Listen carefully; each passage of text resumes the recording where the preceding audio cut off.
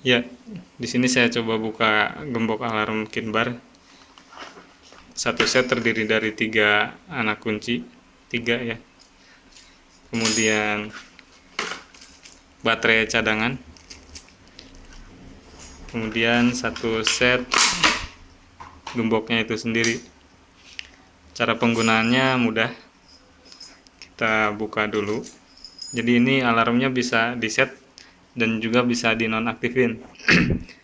Cara mengaktifkannya, ini ada 2 sisi ya. Ada yang ada lekukannya. Ini bisa kelihatan ada lekukan.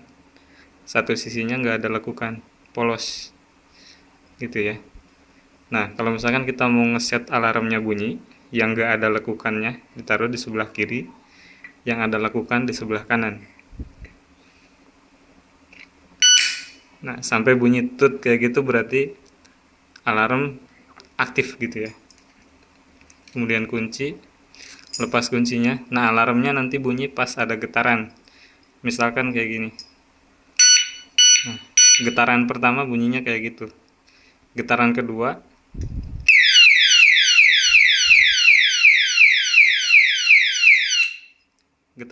sirine bunyi sebanyak bukan sebanyak, selama 35 detik.